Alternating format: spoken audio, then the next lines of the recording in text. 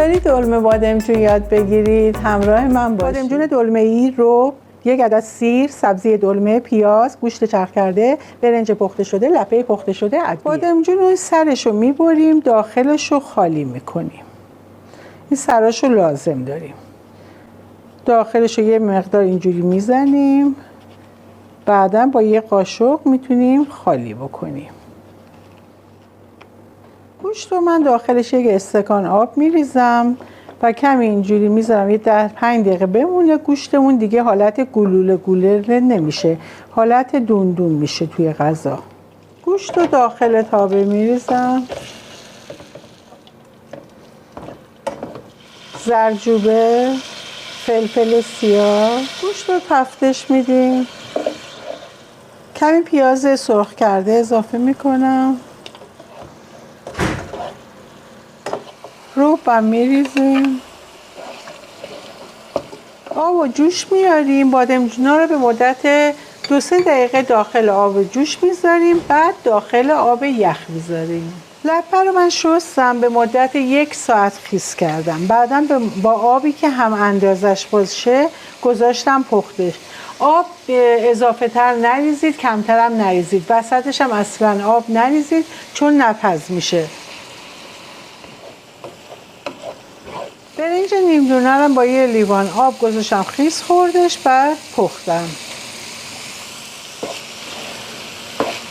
سبزی دلمرم که تره، پیاز شه، ترخون، مرز، ریحون هستش داخلش میریزم. خب بادمجونامو الان تقریبا 2 دقیقه است داره میجوشه. من بادمجونا رو در میارم، داخل آب یخ میندازم. هم رنگش تغییر نمیکنه، هم زودتر پخته میشه مراحل پخت. یه دونه سیرم داخلش له میکنیم، میریزیم. مقداری آب داخلش میریزیم، درش رو میبندیم، میذاریم تقریبا 1 رو با شعله کم پخته بشه.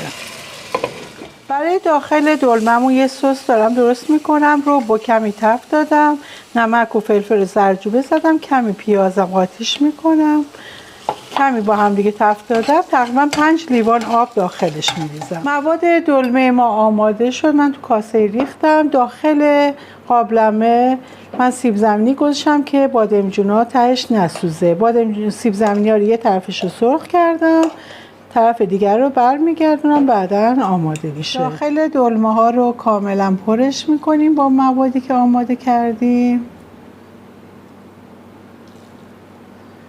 درش هم به این صورت داخلش میذاریم. خب داخل قابلمه به این صورت همه رو آماده میکنم. بعدیش هم به همین صورت پر میکنم، آماده میکنم همه رو.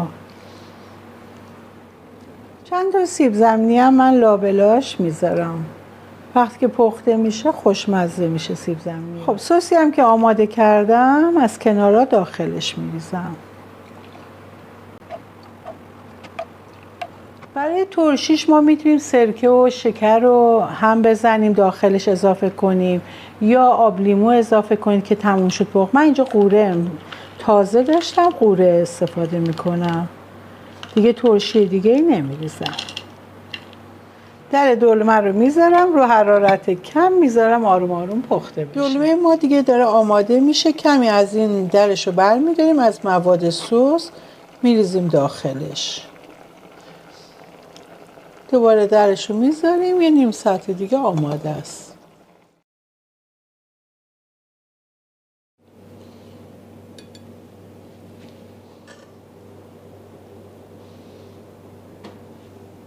دلمه بادمجون بسیار خوشمزه است، آماده شده. خیلی راحت هم درست میشه. امیدوارم که خوشتون بیاد و درست کنید. ممنون از اینکه همراه هم بودید.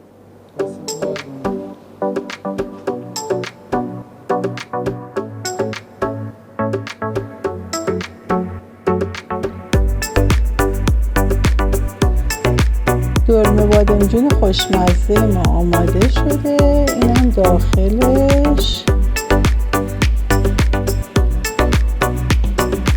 اینم سیب زمینیایی که پختم، اینم سس خوشمزه‌اش.